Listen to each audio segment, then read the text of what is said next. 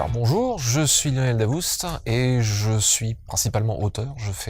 J'ai fait plein de choses, mais mon activité, mon étiquette, c'est auteur plutôt de fantasy, en tout cas auteur d'imaginaire.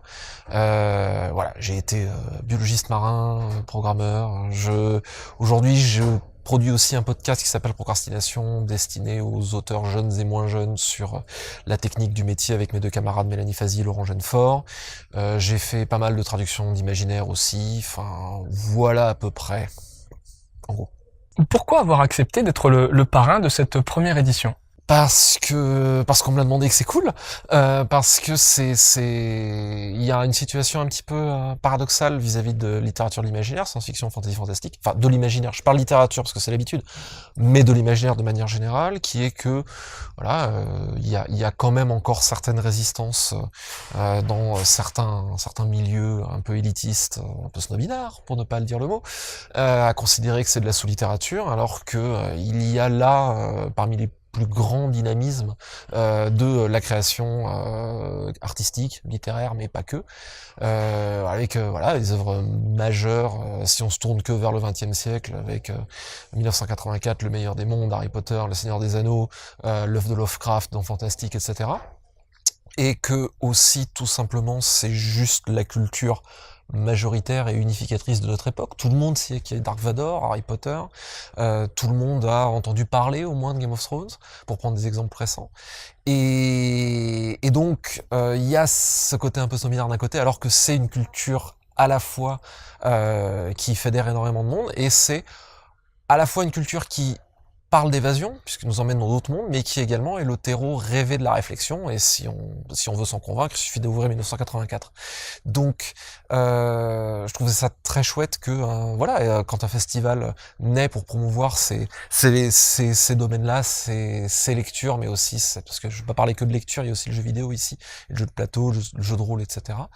Donc, c'est très chouette de pouvoir d'avoir toujours davantage d'événements où on peut rencontrer le public, et je crois que c'est aussi dans la région, je crois qu'il n'y a pas beaucoup d'événements relatifs à ces domaines-là, donc c'est un honneur pour moi de simplement pouvoir participer à de très loin, hein. C'est l'organisation qui a tout fait, mais voilà, donc quand on m'a posé la question, bien sûr c'était un plaisir et un honneur. À la base, je suis pas du tout dans ce domaine-là. Moi, à la base, je suis ingénieur agronome, spécialisé en halieutique. Alors ça veut juste dire l'agronomie de la mer. En gros, quand j'étais petit, je voulais être commandant cousteau.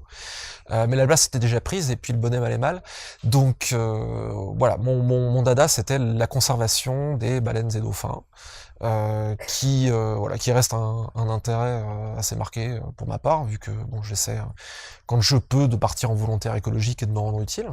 Mais voilà. Mais je me suis assez vite rendu compte que la recherche, c'était peut-être pas mon truc, que j'étais beaucoup trop rêveur pour ça, que justement j'avais le côté un peu romantique d'aller à la rencontre des animaux, et l'aspect vraiment conservation, et la recherche est pas tellement concentrée sur ces domaines-là, que l'aspect travail de terrain, qui était vraiment le truc qui me bottait, était finalement pas une part majoritaire.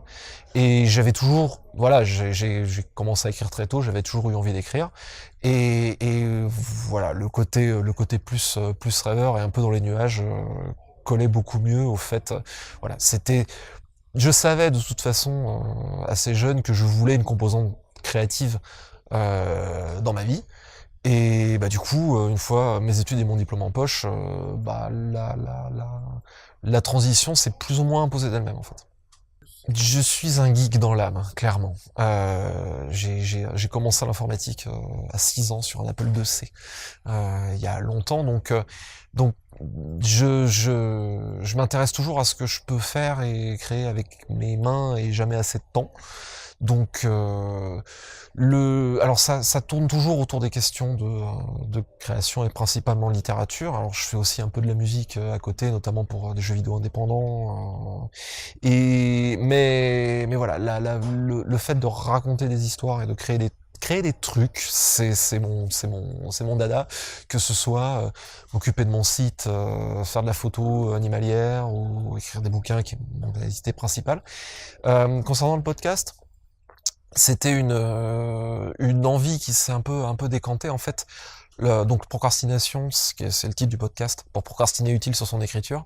Ce sont des épisodes de 15 minutes une fois tous les 15 jours, avec donc mes deux camarades Mélanie Fazi et Laurent Jeunefort. Et en fait, la formule, alors on n'a aucun lien avec eux, mais la formule est très directement inspirée d'un podcast américain qui s'appelle Writing Excuses, qui est produit par Brandon Sanderson, et qui est là aussi 15 minutes d'écriture, et j'écoutais ça et je me disais c'est quand même vachement bien, ça serait quand même bien que ça existe en français. Et après m'être dit ça pendant 2 ans, je me suis dit bon bah si je veux que ça existe en français, il va falloir qu'on s'en occupe. Et voilà, mais c'est aussi ça découle d'une envie plus vaste qui est que voilà, quand j'ai commencé, des gens forcément avaient beaucoup plus d'expérience que moi, il y en a toujours, heureusement, et m'ont un petit peu mis le pied à l'étrier en me donnant 2-3 astuces, en acceptant de lire un peu des textes, et ça m'a énormément appris.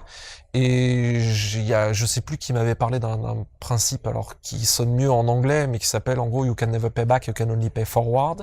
C'est-à-dire on peut jamais renvoyer l'ascenseur aux gens qui n'ont mis le pied à l'étrier, parce qu'ils sont forcément toujours plus expérimentés que nous. Par contre, ce qu'on peut faire, et quelque part le devoir karmique, c'est d'essayer, peut-être si on peut, de tendre à notre tour la main vers ceux qui viennent après. Et moi, quand j'ai commencé à vouloir vraiment écrire sérieusement, j'étais persuadé, comme beaucoup d'art, qu'il y avait une technique, même s'il y a quelque chose d'ineffable toujours dans les travaux créatifs, mais qu'il y avait un aspect technique derrière, et je l'ai pas trouvé en français, j'ai trouvé chez les Américains. Donc ce que je fais avec voilà, mon blog, que j'ai depuis presque 10 ans, je crois, ce qui en termes internet revient à peu près à l'époque du Jurassique. Et voilà, et à travers le podcast, c'est d'essayer un peu de transmettre de la connaissance, et un peu, peut-être un petit peu aussi de démystifier le côté inspiration, voilà, comme quoi il y aurait pas de technique, il y en a aussi, de la même façon que un pianiste, ça marche mieux s'il a les doigts musclés. Donc voilà, donc c'était vraiment cette envie-là, et aussi, bah, on dit que on peut pas transmettre quelque chose bien si on ne le maîtrise pas bien soi-même, ou en tout cas que ça permet de le travailler. Et en fait, quand j'ai fait un peu d'enseignement en traduction en intervenant extérieur, j'ai trouvé ça vachement intéressant parce que ça m'a permis de cerner et de cristalliser un certain nombre d'idées en me forçant à les passer à quelqu'un. Forcément, ça force à se les expliquer à soi-même et à essayer de les théoriser, à mieux les comprendre. Donc, faire le podcast, c'est un plaisir pour essayer de simplement transmettre ce qu'on a pu apprendre et découvrir, et en même temps, bah, ça force à réfléchir sur sa propre façon, sur sa propre approche, de manière à la rendre intelligible. Ça amène à la conscience un certain nombre de trucs. La créativité, c'est beaucoup ça, c'est d'amener à la conscience ce que l'inconscient sait, et donc du coup, c'est intéressant pour soi aussi. Et dernière chose, est-ce que vous pouvez nous présenter rapidement la création que vous considérez, donc à vos yeux, la plus réussie? Oh, c'est toujours la dernière, quasiment en fait, parce que on apprend toujours des trucs constamment.